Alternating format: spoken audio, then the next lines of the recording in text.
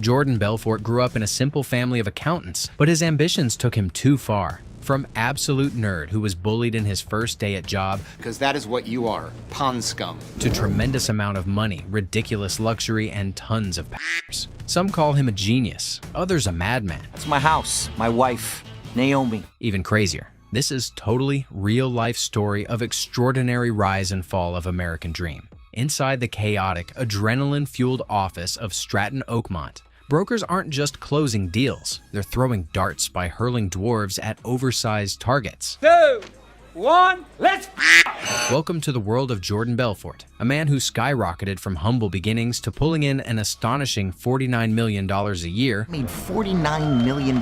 By the time he was 26, with a model wife, 2 kids, fleets of luxury cars, and a yacht that could rival a small country, Jordan seems to be living the dream. But beneath the glitz and excess, Jordan's life is anything but perfect. Recklessness defines him. Yes, I think it's true. Say hi, Mommy. Like the night he nearly crashes a helicopter while drunkenly attempting to land on his mansion's lawn. His empire is fueled by a daily cocktail of illegal substances, each one seemingly more outrageous than the last. I also gamble like a degenerate. I drink like a fish. Yet, despite all the chaos, Jordan claims there's no greater rush than making money, a high that gives him unrelenting power and confidence. Rewind to when it all began. I always wanted to be rich, so let me go back.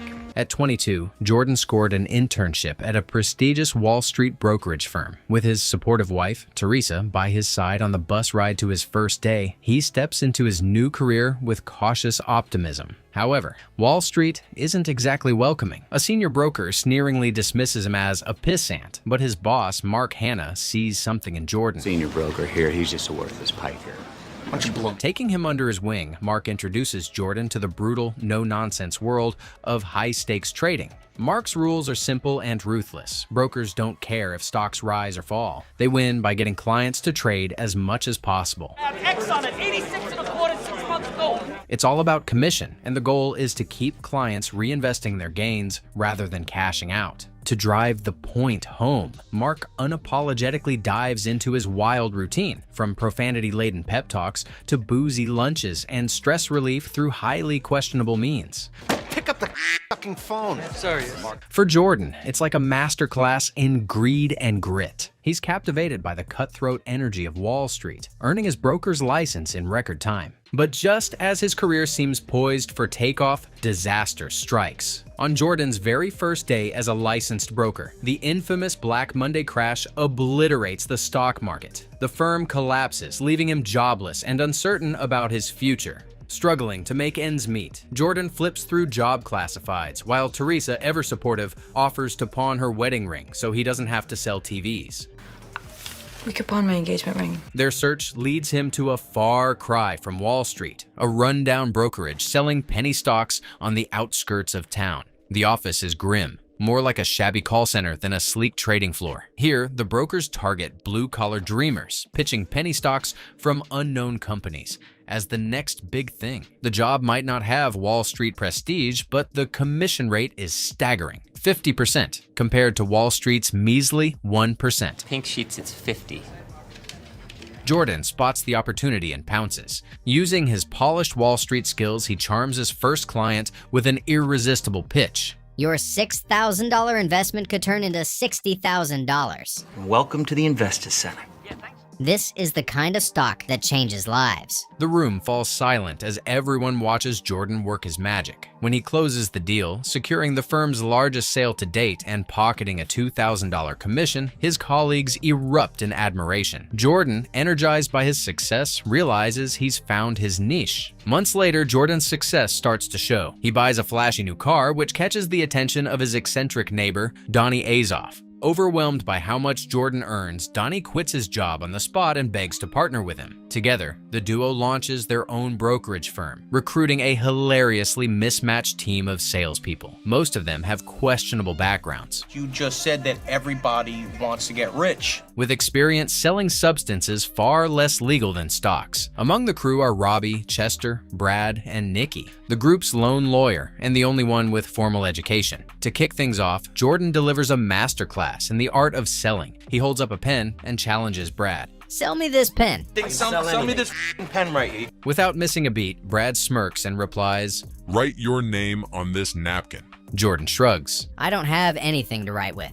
Exactly. Brad says. That's the need I'm selling. The lesson clicks, and with Jordan at the helm, their firm quickly transforms into a money-making machine. The crew might be unconventional, but under Jordan's leadership, they're ready to take Wall Street by storm. Wall Street, that our very founders. One outrageous sales pitch at a time. Initially operating out of a cramped garage, Jordan quickly realizes that to rake in even more cash, he needs a legitimate-looking operation. Enter Stratton Oakmont, a name oozing prestige, complete with a professional logo and a slick strategy. The plan? Have brokers sell stable stocks from big-name corporations to gain clients' trust, then pivot to hawking high-commission penny stocks. IBM blue chip stocks exclusively. It's deception dressed in a business suit, and it works like a charm.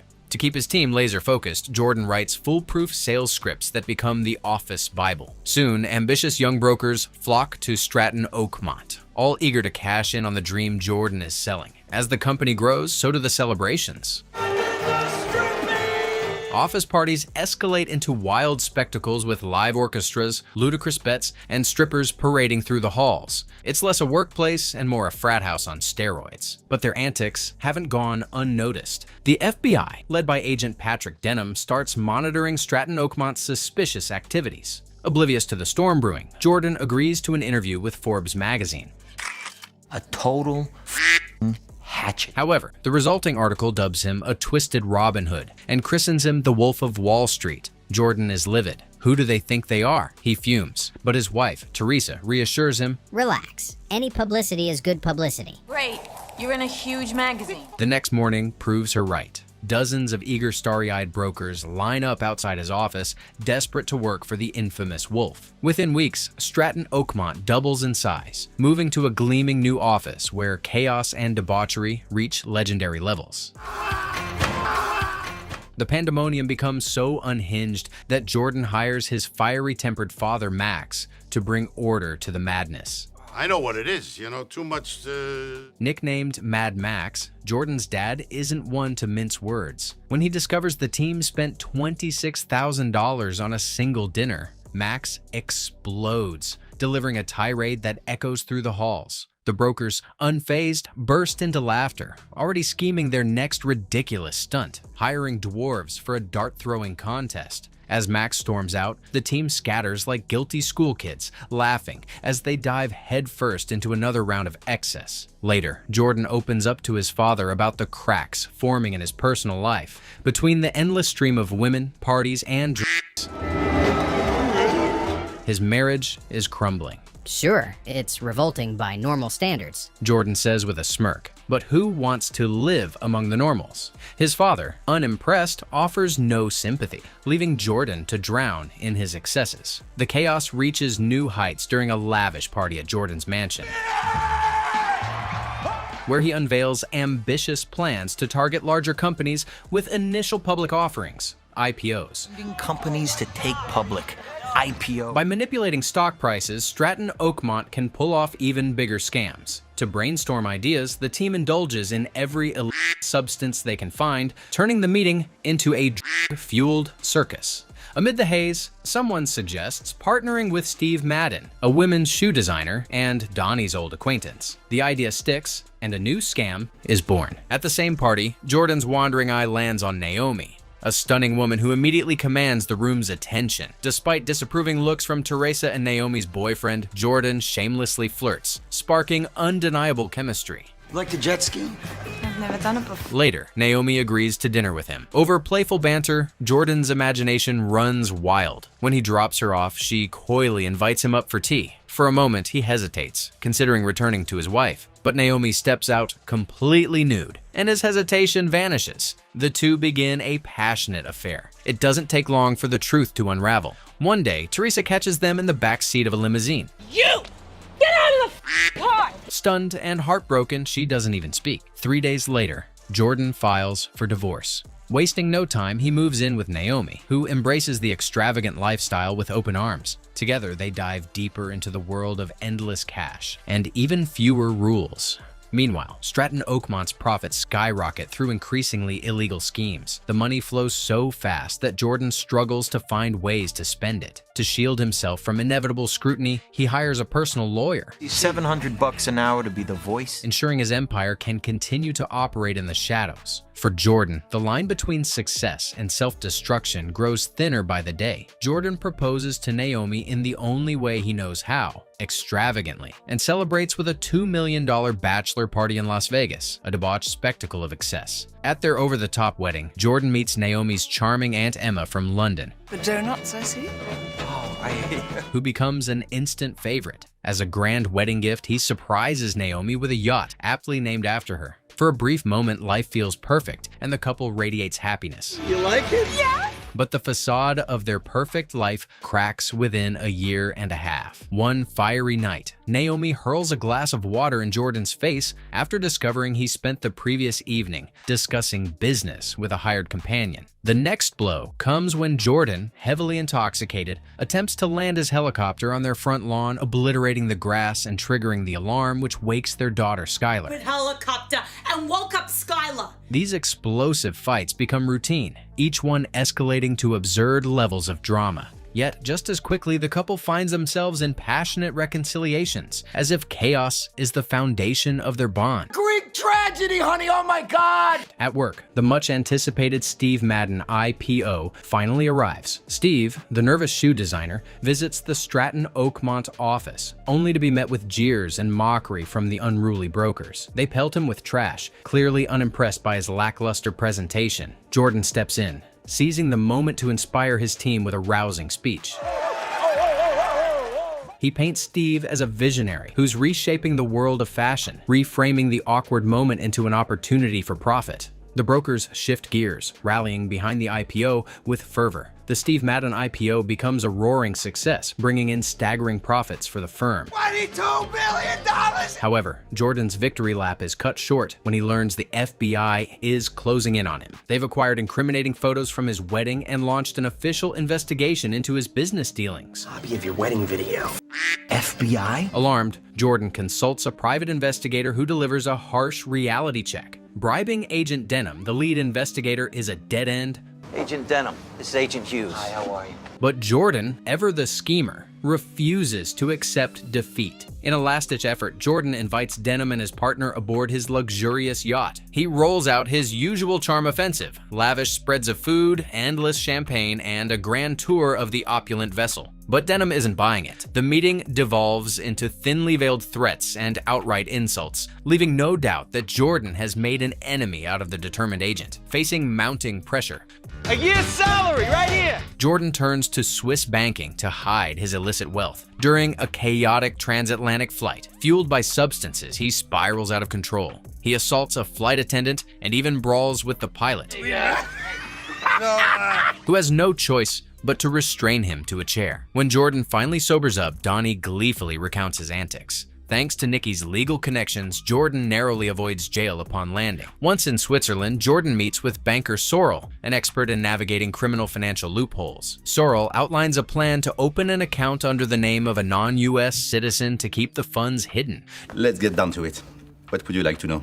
Jordan immediately thinks of Naomi's Aunt Emma, trusting her to help execute the scheme. Jordan travels to London to persuade Aunt Emma, who reluctantly agrees. To move the cash discreetly, they also involve Brad's Swiss-born wife, initially strapping stacks of money directly to her body. However, the impracticality of this plan leads them to a new approach, enlisting Naomi's relatives as couriers, each discreetly carrying a portion of the cash. Tensions boil over when Donnie insists on including his own money in the transfer. A heated argument with Brad erupts, culminating in Brad punching Donnie and knocking him out cold.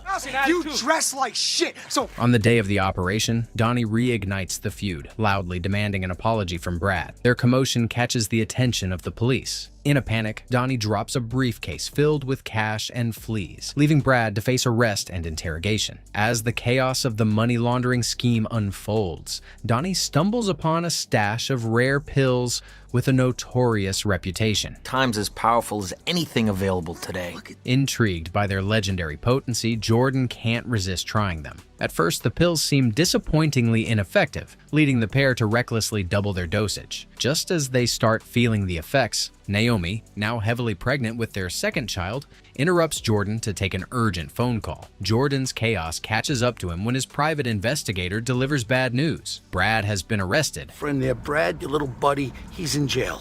And the FBI has tapped all of Jordan's phones. Panicking, Jordan drives to a nearby golf club to return a call in secrecy. But the delayed effects of those infamous pills hit him like a freight train. His speech slurs, and he collapses to the floor. Don't get behind the wheel of the car. I'm gonna sit right. Writhing in confusion. I was hit so hard I unlocked a whole new stage, the cerebral palsy phase. Jordan narrates, with dark humor only he could muster. Determined not to lose control, Jordan crawls on the ground like a wounded soldier, tumbling down a staircase in an almost cartoonish fashion. With sheer willpower and a bit of luck, I can roll. I can roll. he manages to open the door of his Lamborghini, using only his foot, and drags himself inside. Barely coherent, he somehow drives home, creating a surreal scene that's part slapstick comedy, part cautionary tale. At home, Jordan finds Donnie in the middle of a phone call to Switzerland. Realizing Donnie might be saying something incriminating, Jordan snaps into action, wrestling the phone away in a manic frenzy. The chaos doesn't stop there. Moments later, Donnie begins choking on a piece of meat, and Jordan springs into action again, saving him from suffocating. All of this unfolds under the horrified gaze of Jordan's family, who can only watch as their lives continue to spiral into absurdity. Exhausted, Jordan collapses on the couch, but his moment of rest is short-lived. The police arrive to arrest him. Despite confessing, Jordan is released due to a lack of solid evidence, while Brad, refusing to implicate Donnie, serves 3 months in jail. Realizing the FBI won't rest until they get their man, Jordan's lawyer urges him to strike a deal. My guess is that your best friend, Agent Denham, will be standing around with his in his hand. Step down as CEO, pay a hefty fine, and avoid prison time. Reluctantly, Jordan agrees and calls his employees together for a heartfelt resignation speech. But as he begins, his bravado kicks in. Midway, he denounces himself as a hypocrite for quitting. It's me being a hypocrite is what it is. A man who always preached resilience. This is my home. I'm not leaving. No one can take me out of here. He declares, defiantly ignoring his father's advice to play it safe. Jordan throws yet another wild yacht party, this time to celebrate Brad's release from jail. But even the party's excess can't mask the cracks forming in his empire. Brad decides to leave the business for good, and 2 years later, he dies of a heart attack, a sobering reminder of the toll their lifestyle takes. Meanwhile, the FBI tightens its grip on Stratton Oakmont, subjecting its founders to relentless interrogations. Despite the pressure, no one folds, and the case stalls. Jordan, undeterred, takes a risky gamble and flies to Italy with Donnie and their wives for a luxurious escape. But trouble follows. One day, Jordan learns Steve Madden is selling off his shares. It's gotta be Steve. He's the only person with that many shares. Citing Jordan's mounting legal troubles as the reason. As if that weren't enough, Naomi tearfully informs him that Aunt Emma has died of a heart attack. And Emma is dead. The news is devastating, not only because of her loss, but because the $20 million in her Swiss bank account is now at risk of seizure. Banker Sorrell offers a glimmer of hope, explaining that Emma named Jordan as the account's heir, but there's a catch. To secure the money, Jordan must reach Switzerland within 24 hours. Obsessed with protecting his fortune, Jordan orders the yacht's captain to sail immediately, despite warnings of dangerous weather. Yeah, I mean, if we take it slow. Yeah, we're gonna take it slow. Naomi protests, wanting to attend Emma's funeral in London, but Jordan brushes her off, prioritizing the money over everything else. The decision proves disastrous. A violent storm engulfs the yacht, threatening to sink it entirely. As chaos reigns, Jordan refuses to face death without his signature defiance. He orders Donnie to retrieve pills from a flooded cabin. Against all logic, Donnie risks his life, emerging drenched and clutching the pills like a trophy. Jordan swallows one just as a massive wave capsizes the yacht, completing the madness. Miraculously, Italian Coast Guards rescue everyone, but as Jordan regains his footing, he watches in disbelief as the private jet he had arranged for his trip to Switzerland crashes into the ocean before his eyes. It's a moment of clarity. a divine slap in the face. For the first time, Jordan takes it as a sign to quit drugs. For good. 2 years later, Jordan is filming a flashy commercial promoting his sales and enrichment seminar. But to thrive. Dressed sharp and oozing charisma, he delivers his pitch with his signature confidence. Just as he's about to nail the final take, a swarm of FBI agents storms the set, arresting him mid-shoot. It's a humiliating spectacle, but worse yet, his Swiss banker Sorrel and associate Kaycon have also been caught laundering money in the U.S. under pressure. Sorrel cracks like an egg, betraying Jordan and exposing the entire network of accomplices. 21 counts money laundering. Now under house arrest, Jordan finds himself at rock bottom. Donnie visits, oozing reassurance that none of their inner circle will betray him. He even promises to cover any of Jordan's expenses. But Jordan's once loyal allies feel further away than ever, especially Naomi, who refuses to speak to him. Mortgage the house in order to make bail.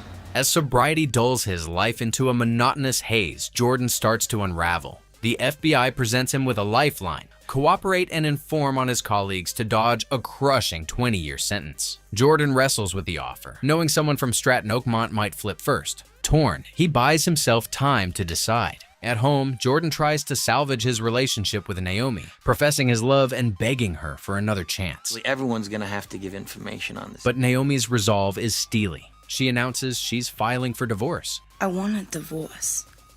Jordan's heartbreak turns to fury. When I'm under investigation with an ankle monitor, this is when you decide you don't love me anymore. He roars. Naomi counters with a cold warning. She'll fight for sole custody of their children. The argument explodes. Naomi slaps Jordan, and in a moment of unhinged rage, he hits her back. The blow is a horrifying turning point, shattering whatever was left of their relationship. Consumed by despair, Jordan succumbs to his demons, breaking his sobriety in the worst way possible. He dives into his hidden stash of drugs, spiraling into a chaotic high. Fueled by a cocktail of anger and delusion, he storms into his daughter Skylar's room, scoops her up, and announces they're going on a road trip. Naomi, desperate to stop him, chases after the car with a kitchen knife, shattering the driver's side window. Jordan, barely functional, reverses recklessly, slamming into a wall and hitting his head on the steering wheel. Skylar's terrified cries snap Naomi into action, and she retrieves her trembling daughter as Jordan collapses in a stupor. Faced with the reality of decades in prison, Jordan finally folds. He agrees to wear a wire and inform on his colleagues. Returning to the office, he's greeted with open arms by his unsuspecting employees. Their cheers a bitter reminder of his betrayal. When Donnie arrives, Jordan secretly slips him a handwritten note. Don't incriminate yourself. I'm wired. But Donnie, ever the opportunist, strikes his own deal with the FBI. The next morning, agents arrest Jordan, waving the note as damning evidence against him. Stratton Oakmont collapses as mass arrests ripple through the firm. Donnie, ever one step ahead, erases incriminating data from his computer before the raid. For cooperating, Jordan secures a reduced sentence, but the fallout is devastating. At his sentencing, only his elderly parents attend. Their tearful support, a stark contrast to the roaring crowds that once worshipped him. Terrified of prison, Jordan braces for the worst. Absolutely terrified. But his time behind bars feels more like a country club than a punishment. While FBI agent Denham rides a crowded, grimy subway home, Jordan plays tennis on pristine courts in the prison yard. Even in confinement, his money buys privileges, insulating him from the consequences of his crimes. Upon release, Jordan reinvents himself once again. Now a motivational speaker, he travels the globe hosting sales seminars. Before packed auditoriums, he commands his audience with the same charm that once built his empire. Holding up a pen, he utters the challenge that has become his trademark. Sell me this pen. Sell me this pen. As the camera lingers on Jordan's smug grin, the screen fades to black, leaving viewers to reflect on his rise, fall, and perpetual reinvention.